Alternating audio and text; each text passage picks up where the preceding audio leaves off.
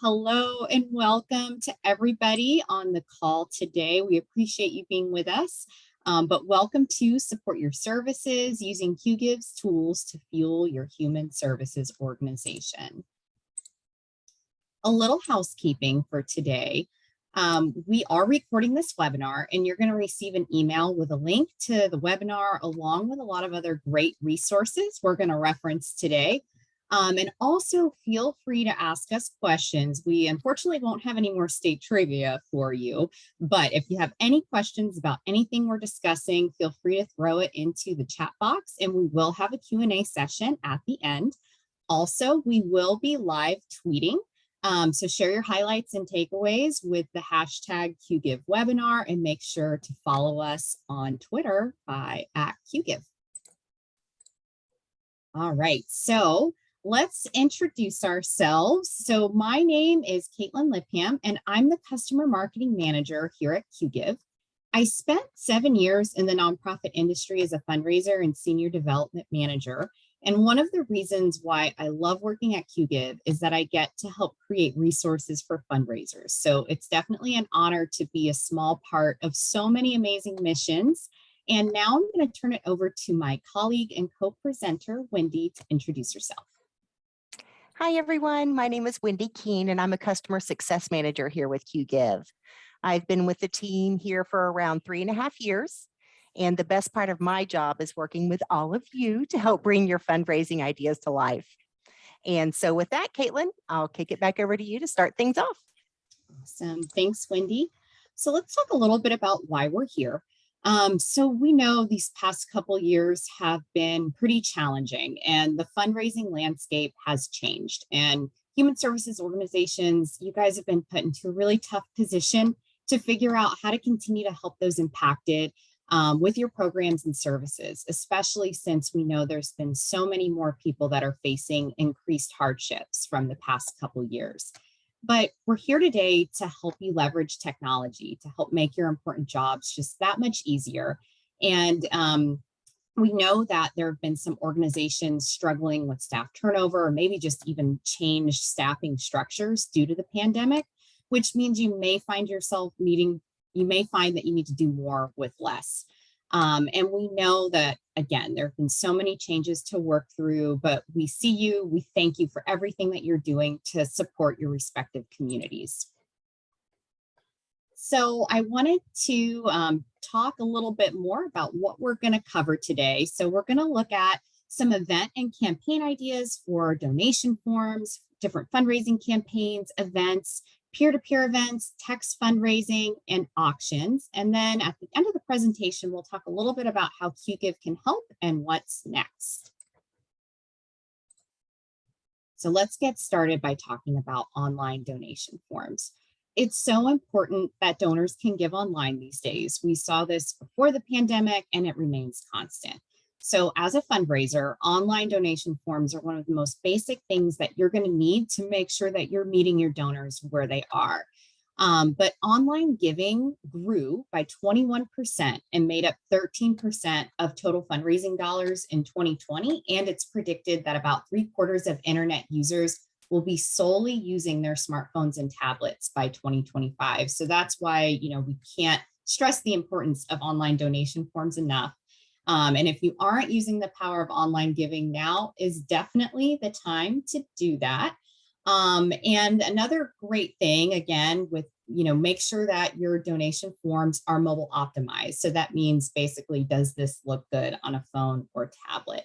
So with that, I'm going to turn it over to Wendy, and she's going to show us some actual client examples of some great looking donation forms. Thanks, Caitlin.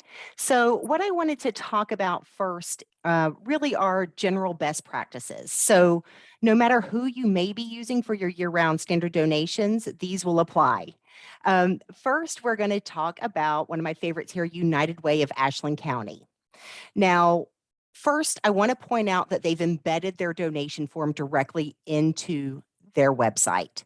So rather than linking away to a new page or a tab. And why is that a good idea? So above all, it allows your donors to stay on your website longer. And it can also boost donor trust and confidence in giving when they stay on your website. They recognize your URL. And like Caitlin mentioned, our team did extensive research before updating our donation forms. And one of the biggest changes that we made is the multi-step option.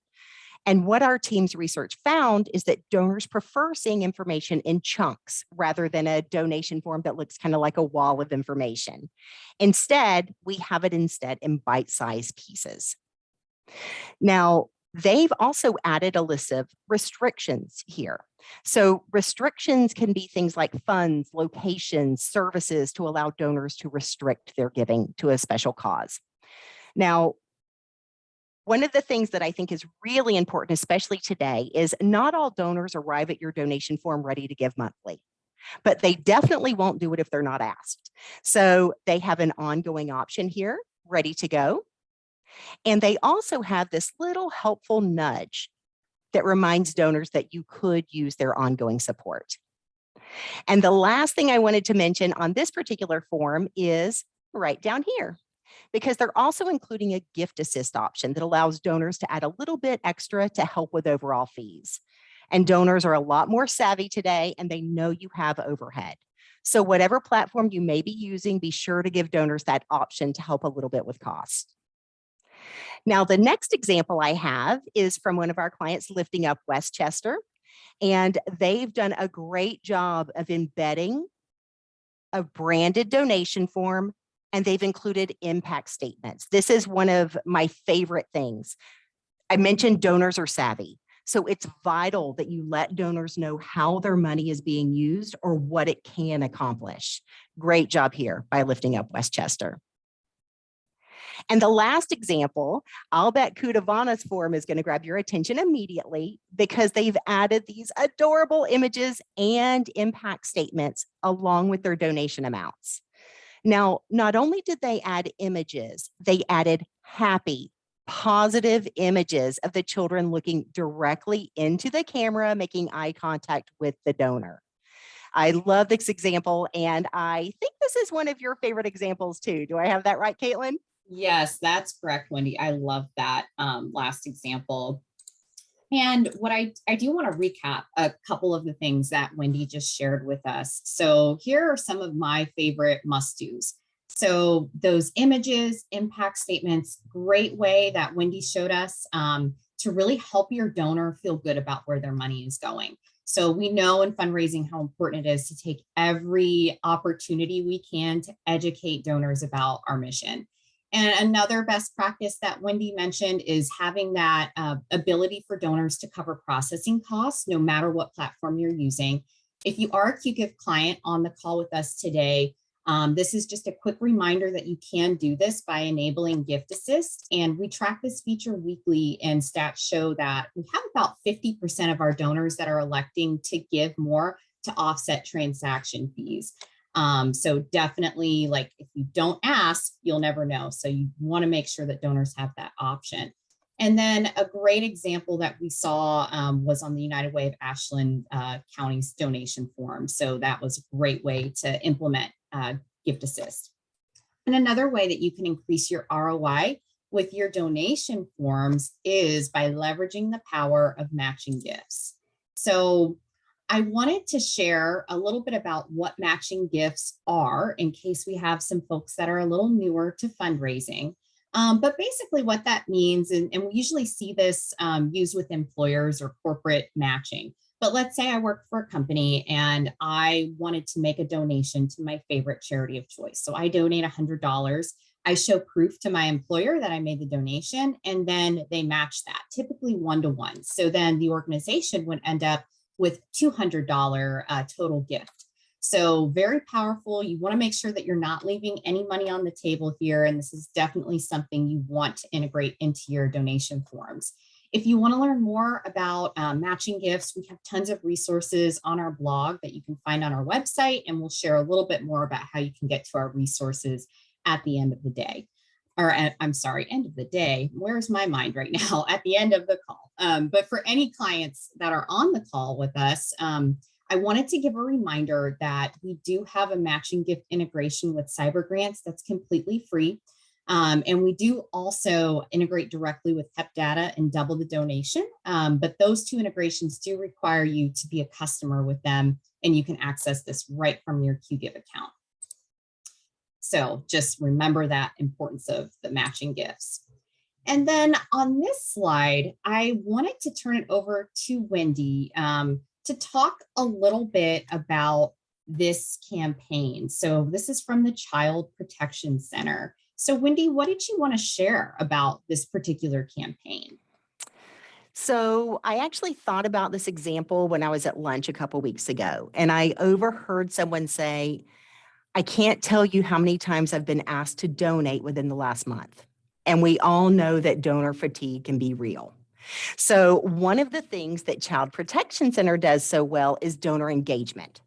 So they communicate frequently, but most of their communication doesn't include a direct ask, but they always do give that opportunity to give.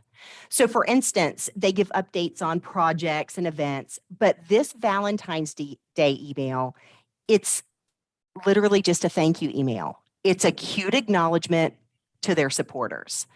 But those supporters can also easily learn more about the org and donate. So they make it easy. They're communicating, they're making a donation possible, but it really is just thanking their donors. So that's something that I really love about this particular example.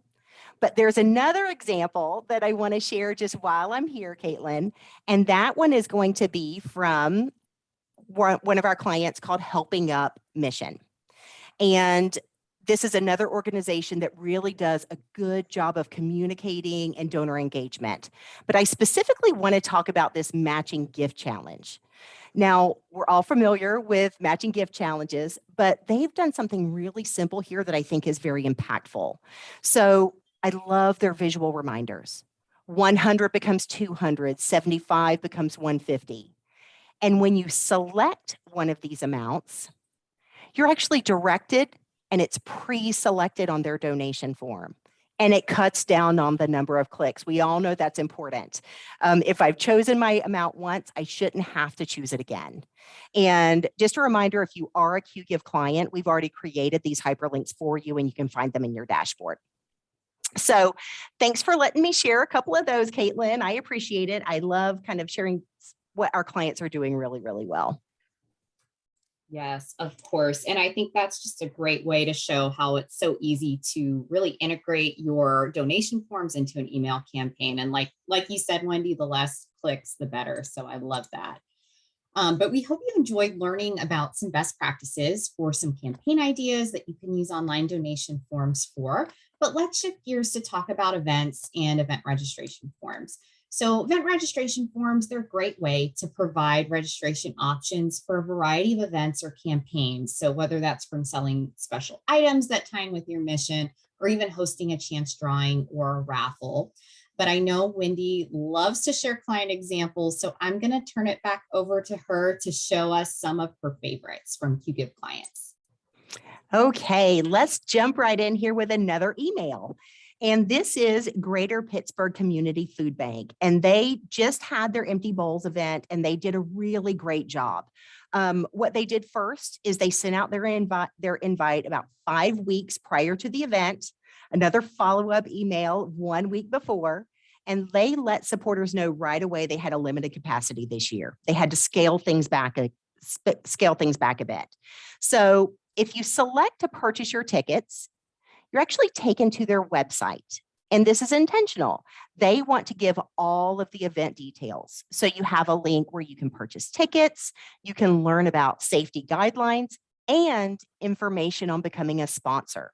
So the next step, if we were to select to purchase tickets, we'll go to their actual form. And from here, you can see, we have some limits. So we talked about the fact that there is limited capacity and many events do have a finite number of spaces. So no matter the platform you're using, you'll want to be sure that you set those automatic limits in order to not oversell. That is a nightmare. I know some of us have run into that and it's not ever fun. The other thing that they've done here is added the ability to add promo codes. We see these used really often for employees or maybe sponsors to be able to register at a discount or for free. Now, we know it's important to get these sorts of things in front of people any way we can. And they also remember to set up a Facebook event. Now, some people live on Facebook, so this also allows their supporters another way to invite friends and family to attend as well. Now, I'm going to show Child Protection Center again here because they, like I said, they do a great job with donor engagement.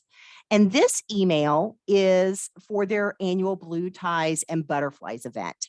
Again, they sent the email out first about 5 weeks in advance. And they're reminding supporters, hey, this is the first time we've been in person since 2019. So they really want you to attend. But for those that cannot attend, they've also added a virtual registration option so that they can watch via live stream. And since they'll also have a text fundraising component, even virtual attendees will be able to support during the event.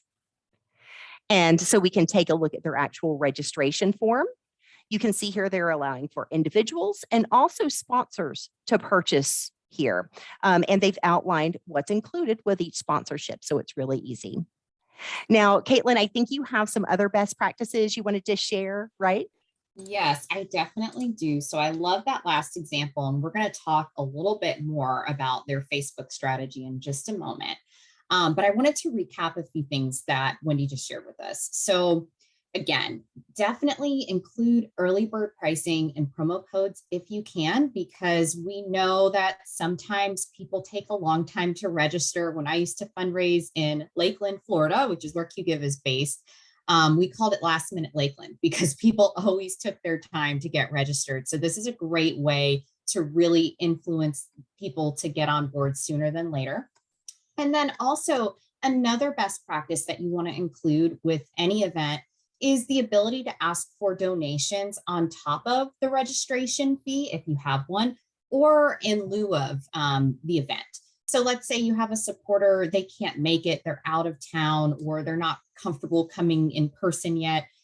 This is a great way to still offer or give them a way to offer their support to your mission. And then another way that we talked a little bit about at the beginning was how you could use some registration forms when it comes to those special programs, class registrations, or even membership purchases. So that's another use case. And then in addition to these best practices, don't forget to think through the additional ways that you're going to need to get the word out there for your event. So Wendy showed us an email campaign idea and some social media ideas, but it's so important that you are getting the word out. You're attacking that communication from every angle that you can. And I love the idea of tying in your event with a Facebook event, because that's just another way to get the word out. Now, on this example, so Wendy shared a little bit about the Child Protection Center and their Blue Ties and Butterflies event. And what I wanted to share is that they made this post on Facebook and they included a couple of calls to action here. So they've got a link directly to where you can purchase tickets for the event. And then also, if you can't come to the in-person event, there's a way for you to view the virtual event. And what I liked about this post on top of those calls to action is that they're giving some sponsor love. So they're recognizing their sponsor, or one of their sponsors, they're thanking them. So make sure if you do have any event sponsors that you're looking at different ways that you can recognize them. And a lot of times you may have a sponsor packet that's associated with an event. So be sure to include those different touches. And the best thing about with social media posts and things of that nature is it's not going to impact your bottom line because you're not having to print and get something made like a banner or something like that. So this is a great way. And then a free resource I want to reference because I know that sometimes resources can be limited and we may not always have access to a graphic designer is canva.com. So great free resource that you could use to make some graphics, and it'll make you feel like a graphic designer, even if you're not. But, again, these are just a couple of ways that you can recognize your sponsors on social media and really think through like how you're going to show some love to them. This next example that I wanted to talk about, it's a fun event idea, and it comes from Fresno Mission. So first they created this email that you see up on the slide here. I love how it fits their branding. It's very eye-catching. And each of those images does make sense when you keep reading the email here. So when you go on, they're basically talking in the email about how they had to pivot from one kind of event to another. So instead of doing one of their normal events, they turned that into three. And the one that really caught my eye here was where you see it says world's longest line of socks. So they were setting out to break a world record. And I love how they link directly to the event form and a donation page so you can learn more about how to get involved. But this is just a great idea because it's going to get some more attention to your mission. I mean, trying to break a world record, it's definitely going to attract some media attention. And this is actually something that I worked with on some volunteers when I was in fundraising, to not to break this particular world record of the world's longest line of socks, but it was a different world record. And we got a lot of attention from media. And even though it was a free event for the public to attend, we picked up some new supporters that heard about our mission. Spoiler alert, we did not break a world record that particular day, but we still ended up getting a lot of great attention. But the point of all that, and you don't have to try to break a world record, but whenever you're planning an event, just think through what's going to really set you apart, what's going to be different, how can you work with local media and really get the word out and get that exposure for your mission. So now that we've talked a little bit about some events and event registration forms and campaign best practices, I wanted to dive into peer-to-peer events. So for those of you that are on the call that maybe you're new to fundraising or you've never tried peer-to-peer and you want to learn more, basically what peer-to-peer fundraising is when you have individuals organize personal campaigns to collect donations from their peers. So these fundraisers can include asking for donations for a variety of events. So from bowl-a-thons to 5Ks. So there's a lot of creative things that you can try. And if you're not using peer-to-peer, here's a few reasons why you do want to look into it to help diversify your fundraising. I'm not going to read all of the stats that we have here on the slide, but my favorite is that 39% of Americans say they've donated to a charity based on the request of a friend. So think about this. That's super powerful. And an example that I like to give about peer-to-peer is, think of if you were going to hire like a plumber or somebody to do some work on your house. A lot of times you're going to turn to a friend or family member, or like I'm guilty of this, where I'll post on Facebook and say, hey, does anybody have any recommendations? So peer-to-peer fundraising is almost a little bit like that. So you're seeing your friends and family, they trust this organization, whatever it is, they're sharing it, they're asking for donations. And this is going to help you get that exposure to people that may not have otherwise heard about your mission or about the event. So that's just one of the many reasons why I personally love peer-to-peer fundraising. But I know Wendy is just excited to share a few more examples from clients. So I'm going to turn it back over to her. You know me so well, Caitlin.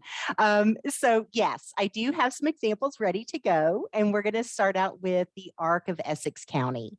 And they are hosting their first 5K since 2019, first in-person 5K. And it's a community-wide fun run for individuals, teams, companies to participate while raising money on behalf of this organization. And they do a fantastic job of branding and providing a lot of detail without overwhelming. So you can see that right here from their main event page. And they're even providing a little friendly competition at the bottom here with some leaderboards. So they make it simple, like to register, to donate, to learn more about becoming a sponsor. It's all right here when you arrive at their page. One of my favorite things here is on their sponsorship page. Like Caitlin and I outlined, make sure they know what's included in their sponsorship, but they actually took this a step further because they recognize that not every company is going to be able to afford a true sponsorship. And their page even speaks directly to those companies visiting the page and how they can help beyond a standard sponsorship. So promote corporate wellness through a workplace team and be highlighted on their website and social media. So just a way for everyone to be able to participate. I love this. Probably my favorite thing about this event, though, is their event details page, because once again, it's broken out into chunks of information. It's easy to read. It's easy to find the exact details that you're looking for. So just a great job here by the Arc of Essex County. Now, next, we're going to chat about another ARC, and this is going to be the ARC of East Central Iowa, and they recently hosted their annual march. It's a community-wide event, kind of a non-competitive walk, and once again, to bring attention to their mission. And there's a lot to love about this particular event, but I wanted to point out some specifics that they've done really well. And you'll hear this word on my favorites a lot. They kept it simple. So great branding, great images. Again, easy to donate, easy to register. There's not a lot of fluff going on here. The information they provide is always pertinent. And the homepage outlines all of the specific details about the event, some friendly competition. And what I love here is they also have prizes that they're offering. Another thing they did really well is they kept their information current. So they were offering free t-shirts for early bird donors. And once that time frame passed, where they could no longer get a free t-shirt, they updated their homepage so they weren't sharing outdated information. And I think that's so important. Once again, I mentioned they're highlighting some of the teams on the leaderboard. But one of the big game changers they talked about for their event this year was the addition of Facebook fundraisers. So especially when offering prizes, it's important to be able to easily track the total raised by each participant and team. So supporters who registered for their march and also created a Facebook fundraiser were able to have one aggregated thermometer. So for this team page, if they were to have a Facebook fundraiser, all of those funds would also appear in this thermometer as well as their Facebook thermometer. So I love that. It's easy for everyone to follow along with their practice. Now, the last event that I'd like to share here is going to be the Special Olympics Chicago. They have this huge polar plunge event every year, and they have major sponsors participating along with members of the public. Now, in order to allow for specific branding for each of their major sponsors, they've put everything together with an aggregated page. If it's an aggregated page, an aggregated thermometer. So if you're a Qgiv client, you'll know this is a fundraising hub. So you'll notice we go to specific events here, but here, all of those events look like one cohesive event because we've put everything here together. There's a lot of publicity around the event, and the organization does a really great job with branding. So each particular major sponsor has their own branded page. Now, in addition to this, they also understand that not all fundraisers are experienced fundraisers. So they don't just want to say, okay, go fundraise. They're giving them resources as well. So they've created this really nice page to give them tools for their toolbox. And now each year they also create new merchandise and make it available to the public through a peer-to-peer store. But since they actually use a peer-to-peer store for merchandise sales year-round, they just add a specific category for this year's events and add those current items to this particular category. So you'll notice they have multiple categories for year-round merchandise and for previous years. So it's a way to kind of join everything together as far as merchandise and make it easier. Now, probably my favorite thing about this event is going to be their donor engagement. So before, during, and after the event, they kept everyone excited on social media. You'll see here from their feed, they even gave like live streams throughout the actual polar plunge. And we watched people run into that ice cold water. Leading up to the day, they were posting videos and pictures of prior years. And they even remembered to tell people thank you afterwards. Thank you to the people who participated. Thank you to our sponsors. And even if you still want to support the event, don't forget, here's a link that you can do that. Now, Caitlin, I know you had some tips and some resources on peer-to-peer that I think you wanted to go through here as well. Yes, and I'm actually feeling a little cold just thinking about that polar plunge event. I think that would be one I would just choose to give a donation for instead of participate in. But I wanted to recap on a few things that Wendy just shared with us from those amazing peer-to-peer examples. I think the biggest thing is really, again, like what we mentioned with just our events and event registration, just think through what's going to resonate, what's going to be something different that's going to draw attention. And you can take the same concept over to peer-to-peer. But what I will mention is that whatever event you decide to do or host, even if it's something very cold like the polar plunge, you want to make sure that you have an aesthetically pleasing peer-to-peer page. So I know that the 90s have been having a moment. They've been making a comeback, especially when it comes to a lot of like fashion trends lately. But we don't want the 90s to come back when it comes to our event page design and user-friendly websites. So you don't want people to land on your event page and think that they went through wormhole and ended up back in 1993 or something. So make sure that your page just looks good and is branded well.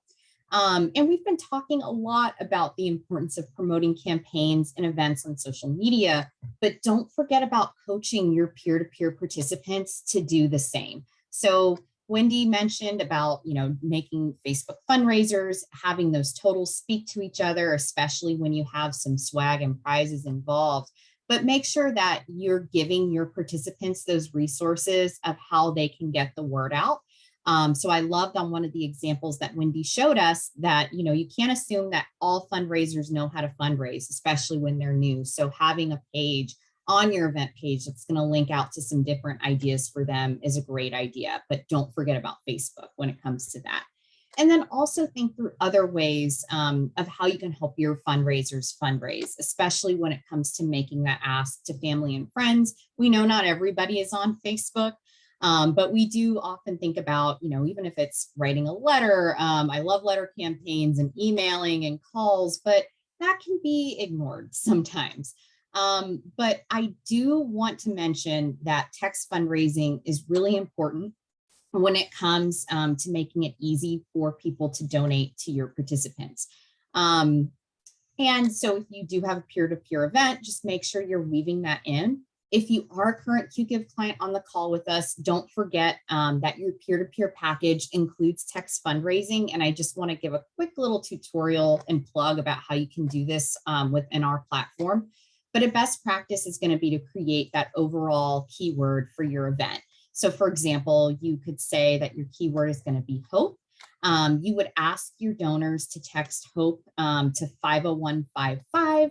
And they would receive a text message response with your event's donation page that they can click on and donate right then. And your fundraisers can set up their own keyword where people can get directly to their page or their team page. So for example, I would choose Caitlin, which I know for those of you on the call, you're probably thinking there's a lot of ways to spell that, but hopefully my friends and family would know how to spell that keyword and they would text that. And then they would get a link to donate to my specific fundraising page. So I really love that. It keeps it easy. And then another best practice when we're talking about peer-to-peer events is eliminating those registration barriers. So this means that you want to look at implementing a registration process that doesn't require setting up an account. And I remember I used to hear so many complaints from my peer-to-peer fundraisers about this. They would just say, really, I have to make another account. Why do I have to do this? I can't remember all the passwords I currently have. So I love this feature with peer-to-peer that may not be possible with every platform out there, but if it is possible with the one that you're using, make sure you look into that. If you are a Qgiv client, We do offer this, and this is also your reminder to switch over to our enhanced peer-to-peer design from your Qgiv account, and you can access this feature. Another thing I want to note when it comes to peer-to-peer is that it's so important to engage younger fundraisers because they can turn into lifelong supporters. So it's important to make it easy for parents to manage multiple pages to help supervise their kids' fundraising efforts, especially for young children that aren't internet savvy.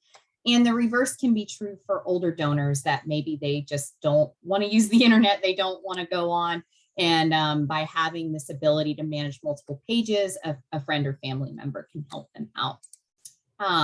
So one thing that I wanted to share at the end of this is that we know it's important to have that recruitment state of mind when it comes to engaging peer-to-peer fundraisers, because you're always wanting to grow and make things bigger and better compared to the next year. But don't forget about your returning participants. And the reason why is because returning fundraisers and participants typically raise about 3.5 times more than new registrants.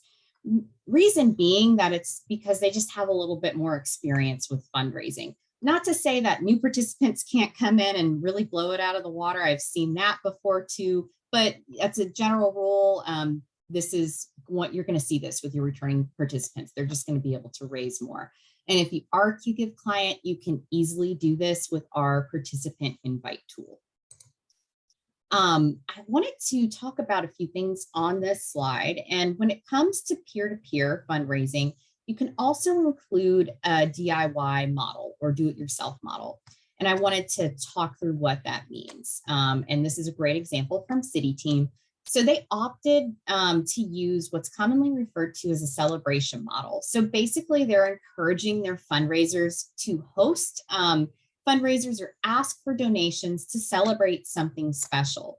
So I'm sure you guys have seen this if you're on social media, where people will say, hey, in lieu of sending me a birthday gift, I really am passionate about this charity. Could you make a donation? Or maybe it's an anniversary or graduation. So there's all sorts of different things that fundraisers could elect to solicit donations for. And DIY events don't necessarily have to be within that celebration model. And in fact, I've seen participants go all out with just hosting their own spirit nights at restaurants, inviting celebrity servers to come in and help host gift wrapping events during the holidays, babysitting for a parents' night out. So there's all sorts of ideas that fundraisers could implement. And I could talk about this all day, but I know everybody's has some important work to get back to after this call, but we do have a lot of ideas for peer-to-peer fundraisers within our blog and resource center. So now that we've discussed some peer-to-peer fundraising ideas and best practices, let's just shift gears a bit and talk about text and mobile-based fundraising. But before I turn it over to Wendy, let's go through some stats about how powerful text fundraising campaigns can be. So we talked about this a little bit when it comes to peer-to-peer events, but let's really keep expanding here. I won't go through everything that we see on the screen here, but I just want to note that 90% of text messages are opened within 3 minutes of receiving the text. That's a higher open rate than direct mail and email campaigns. And if you're like me, you get annoyed when you see a notification on your phone, you want to clear it. So you're probably going to open that text message. And we saw an increase of a little over 16% in money raised through text campaigns from 2019 to 2020. And the average gift that people were giving was a little over $81. Now, before we have Wendy share some awesome client examples, as she's been doing so well during the call today, I'm going to ask everybody to get their cell phones out, which seems like something you wouldn't normally ask during a webinar. But Wendy's going to walk us through how to make a donation with text fundraising. So Wendy, if you want to help us get through this activity. Perfect. Thanks. So we've created a keyword for you to be able to see the donation process from your donor's point of view. So to try things out, you'll text the word Windy, that's WINDY, like it's windy outside, to 50155. Now, 50155 is actually a short code phone number. So it's the phone number that you're going to be texting to, just like any other phone number. The credit card information you see here is only for demo purposes, so I promise you won't be charged. You're going to use the number 4 with 15 ones, any CVV number, and an expiration date that's a bit in the future. So I'm going to recommend you try it actually a couple times. First, go ahead and walk through the entire process through payment to see confirmation. And then the second time, don't actually complete your donation. And then you'll be able to see what our customizable reminders look like, just in case someone forgets to actually complete their donation. And now, Caitlin, I believe you have some more details to share now. Yes, I did. So we'll give everybody a little bit to walk through the activities. So feel free to keep getting those fake donations in while we're waiting. But I did want to share just a little bit about what the text fundraising platform looks like in Qgiv, and share some best practices that you can incorporate regardless of what platform you're using. So some ideas you can use text fundraising for could be during a live streamed event, at in-person events, after a call to the heart moment. So this is where you may have somebody up on the stage sharing about how your organization really helped them. And now we're going to let's get those donations in. And you could do this by including instructions in any event program or table signage.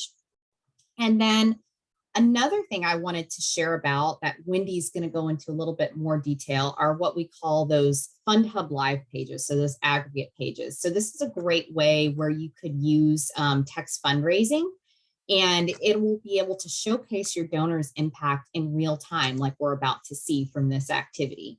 And your donors are going to love the ability to see their name and contribution on the board, and it's going to add some just more engagement and excitement for your event. And you can also include customized outbound messages and reminder messages with text fundraising. And the reminder messages are really helpful because they allow you to re-engage donors who may have started to text to donate, but they got distracted, especially if they're at like a gala or some kind of event like that, to remind them to complete their gift. Another thing you can do is create subscription lists for various things you have going on. So even if you're not asking for a donation, you can use text to help send out reminders for volunteer meetings or that sort of thing. But Wendy, is there anything else you want to add about text fundraising best practices before we show the Fund Hub Live page? I always have something to talk about when it comes to best practices. So yes, now remember those keywords that Caitlin talked about in peer-to-peer, and the rules really are the same. Use an acronym or a word specific to your organization or event. Do not use a combination of words because autocorrect is not your friend when it comes to text giving. And I'd ask you to think about your campaign. Is it a live event where speed is important? Or is it a campaign that isn't quite as time sensitive? And the reason I mention is you'll want to consider what you're asking of your donors. Do you need their street address? Or are you okay with just getting their email and zip code? Text giving should be simple and quick for your donors. So only ask what you absolutely need. And Caitlin, you gave some really good recommendations for text fundraising. And I wanted to throw in, think about adding a text keyword to your direct mail pieces. For those people like me, I don't keep stamps at home. And I'll admit, I open my mail and I get rid of all the envelopes and I swear I'm going to come back to it later. And sometimes that works, but sometimes it doesn't. But if there's a way for me to quickly donate immediately, it doesn't get put to the side. So you think we're ready now, Caitlin? Yes, yeah, and that's a great note about the direct mail, Wendy. I love that idea. Okay, perfect. So let's take a look at, we've talked about FundHub Live. What is it? So I want you to see just an example of what this looks like. And I can see that some of you have been texting us here, trying out what the text fundraising looks like. And I walked you through in our example a really simple process, straightforward of a text donation. But what I wanted you to see here, what's available for kind of that live component. So this is updating in real time based on what you're texting to kind of try out our text fundraising. You'll notice that we have some expanded instructions here. So if this was a live event, we might want to allow people to share their name and maybe a message with us as the organization. A great example here is going to be the John Wesley Center, who used FundHub Live, and they allowed for messaging that they actually screencast this throughout their event. So people were able to see their messages and that of the other people that were attending. And they even chose to highlight their sponsors over here. So they were part of that screencast, getting more eyes on them again throughout the entire event. Now, is there anything else you wanted to share on text fundraising, Caitlin? I think you just about covered it, Wendy, but it's actually a really good segue into auctions when we're talking about our FundHub Live pages and having things up at live events. That's another great way to use this. But let's talk, I guess, more about, some best practices when it comes to auctions. So if you've never hosted one, definitely want to consider adding this into your fundraising plan. What I love about auctions is that they're versatile. You can weave them into whether it's an existing event or maybe you're going to create a brand new event. You can make, really have creative themes where you can ask your guests to dress up and really get into the event itself. So let's say you were doing something Western themed, or, maybe you're doing like a Great Gatsby theme. So they can be a lot of fun, and it's going to help you attract a different crowd from your community that maybe they don't want to go to a 5K. That's not their thing, or jump into freezing cold water. So it's great to have a variety of ways that is really going to engage your community as a whole. And another thing with auctions is, you can get items donated, which I love. It's not going to impact your bottom line. And also what I've seen from when I would host auctions in my fundraising days is that you end up just the act of asking for auction items, whether you're doing it yourself or you're working with a volunteer to help, it's going to get the word out about your mission to those small businesses that will, can even go on to become supporters. So make sure you get creative and really think through what's going to set your auction apart. But I'm going to turn it over to Wendy to share some more client examples that I know are her favorites. I will go ahead and start out here with merry-go-round, because Caitlin mentioned having a theme, and this merry-go-round black and white gala is a great example. And now this particular gala has a silent auction component, just like Caitlin said, kind of adding it into one of your events. Once again, they're keeping it simple. You can see that's something I naturally gravitate towards. They're allowing people to come here in advance of opening the bidding on their auction and start to preview some of these items. So with Qgiv, bidders can bid by using our Qgiv app or the website. So there's always just a reminder at the bottom of each item page. But I did want to circle back real quick to branding. So one of the things and one of the reasons I chose to highlight this particular event is I love how they've used Kickstart Auction of the Heart, and they linked that to their donation page. So if you're moved to donate early, you certainly can. You have the opportunity, and you may be well moved to donate early because they've called out here how important this event is to their bottom line. Yes, it's a fun event, but beyond that, it is 10% of their entire operating budget throughout the year. So I appreciate that they share that information here, so we know the impact. The next example is going to be completely different. This is one of my clients there with care, and they know their audience for an evening of care.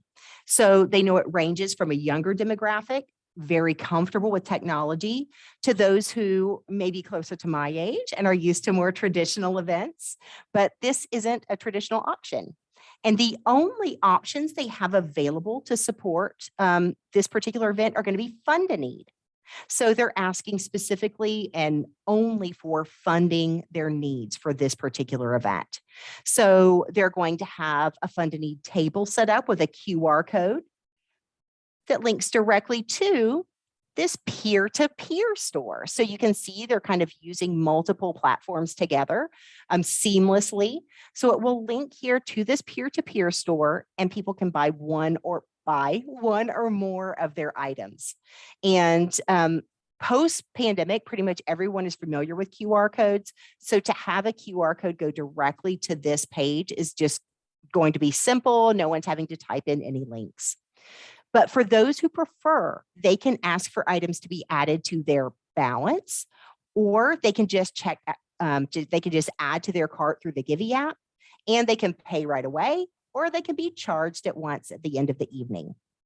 Now, my favorite part of this particular event is during their big ask during the evening, they're actually going to screencast that QR code to make giving very simple. So if someone hasn't taken time to actually download the app, they didn't necessarily register for the event, they are just moved to Qgiv, they can take a little shot of that QR code and give right away. And for those of you who may not be aware or familiar, Google Chrome is now allowing you to make a QR code in about 2 seconds. So you can see we're right on this page, you right click, create a QR code. Right there, you can download it and add it to your materials. So it really is that easy. Now, my last example is going to be a local example here in our community, Lakeland, Florida.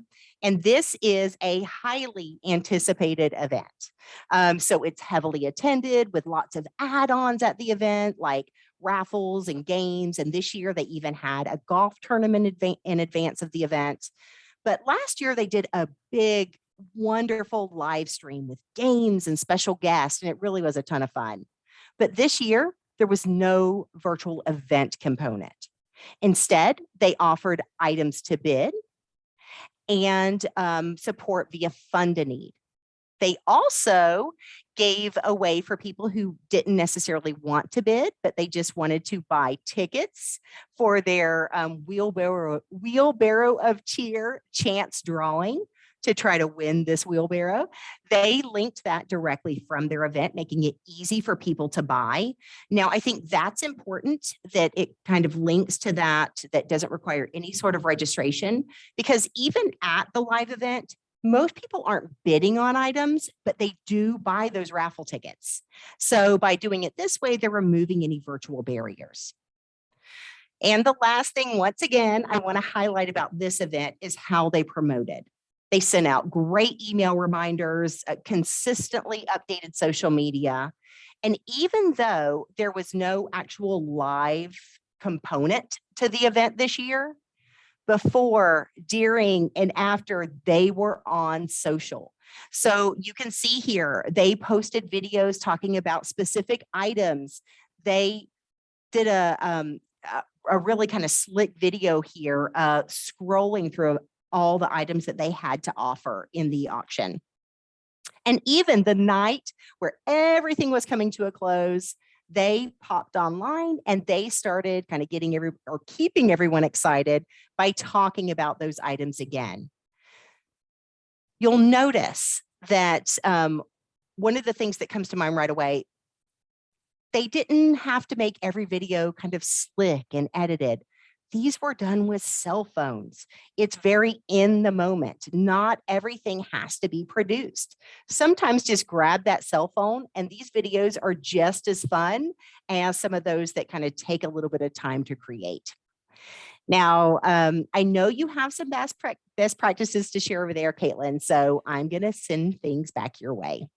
I do. Thank you, Wendy. Those are some great examples. And I just want to share a few more top tips and resources when it comes to auctions. So a lot of great information here up on the slide as far as, how you want to highlight your mission and make sure you're sharing some of that logistical information on with FAQs on custom pages. So make sure you're managing expectations of your participants so they know what to expect when they get there.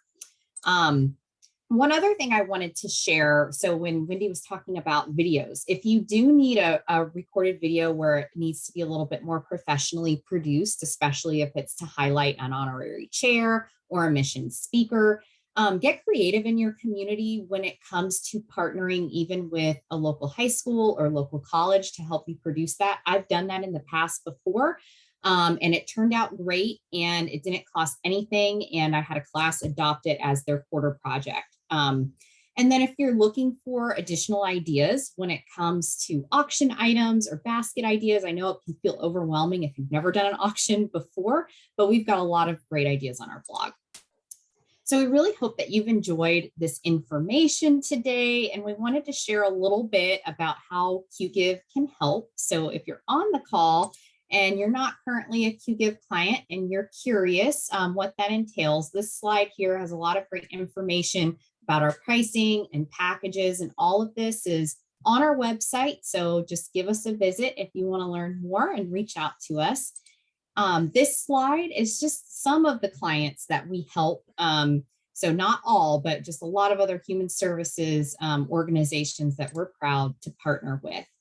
And I wanted to highlight on this slide, it's a little bit about Cross Ministries, and they were able to partner with Qgiv, and they switched gears between 2019 and 2020 by switching over to us, and they were able to increase their online giving by about 167%, which is huge. And they also partnered with one of our partners, which is Qgiv. They're a digital marketing agency, and they help them build their web presence and drive those results. So we really love to hear from our clients that they've seen a lot of success once they've gone over to Qgiv. Now, we've been talking a lot about resources on the call, and we'll be sending some to you tomorrow in our follow-up email. But if you are a Qgiv client, please reach out whenever you need us. We do have unlimited support. We're here for you. We want to help. If you're not a client and you just want to learn more about some of these ideas, if you go to our blog, we've got tons of resources for anything that you can imagine. Toolkits, all sorts of great material, whether it's peer-to-peer, auction, text fundraising.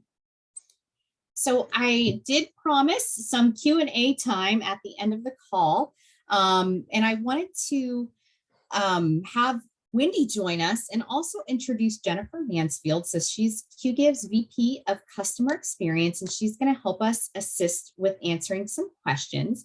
And then you all remember Kim from the state trivia at the beginning of the call. So I'm going to turn it over to her to help us moderate. So Kim, do we have any questions in the chat box? We don't. We have a shy group right now. So I know we're running right to time. So if anyone that is here has a question they'd like to put into the chat, we will extend our time and we'll answer that. Otherwise, all of our contact information will be in the email that Caitlin mentioned that we're sending out with a copy of today's presentation. And you can always, call us or reach out via email if you don't come up with that question now. Going once, going twice. Caitlin, Wendy, I think that's it. Okay, well, thank you. Fantastic. Thank you so much, Kim. And we have some just information of how to get a hold of us. And we appreciate everybody's time today. And we hope that you have a great rest of your day and rest of your week. We'll see you soon. Thanks, everybody. Bye-bye. Bye.